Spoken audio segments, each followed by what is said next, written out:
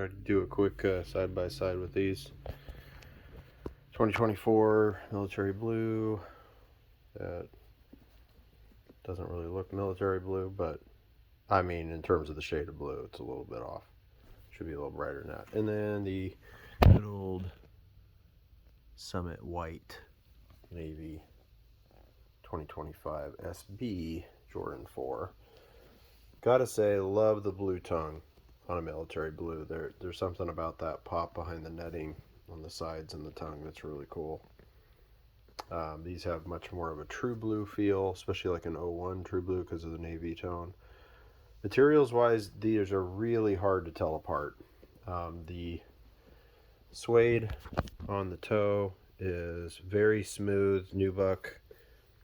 On the military blue, it's a slightly rougher suede on these. This is probably actually a higher quality because it's nubuck and not suede. You can tell by the roughed edges versus the smooth cut edge here. That just the cut alone is probably nicer on the military blues. The leathers on them are extremely similar. They feel and look about the same. These might have slightly more give to the leather. Yeah, it's a little less stiff on the skateboard pair. But like the cut, the millage, if you're looking just down the line, the millage is the same. They're not built with any kind of like particularly premium specs in comparison to, you know, a wide GR.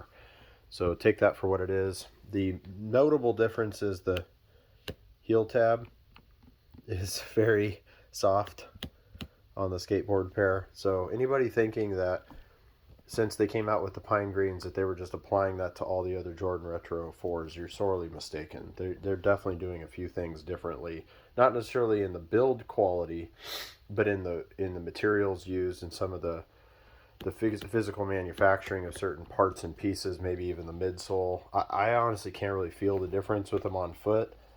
I slipped my foot into one and it felt about the same to me as any other 4 underfoot, which is normally very stiff and kind of brick-like.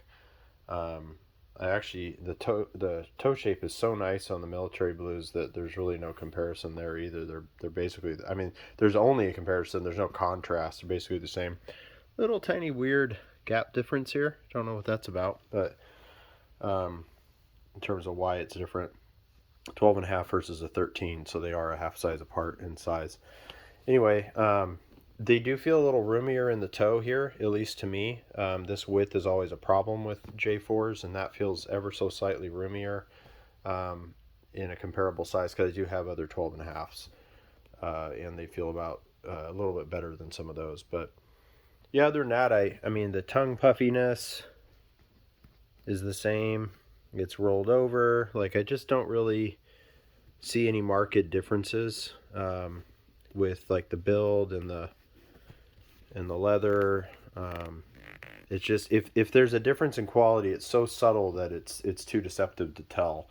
I do think that the sock liner or insole might be a little bit different between the two. No, they're both the black foam. I think it's the same. Yeah, it's just really not much to speak about. They're really kind of like extremely similar releases, so take it for what it is. But it's cool to see both. If these are a 12 and a half, I would be very happy with them, but because they're not, it's nice to get one that is. I do kind of like the red Jumpman hit on this particular colorway with the gum, just because of the way it pops. Gives that true blue vibe. But anyway, gives you some food for thought between these two.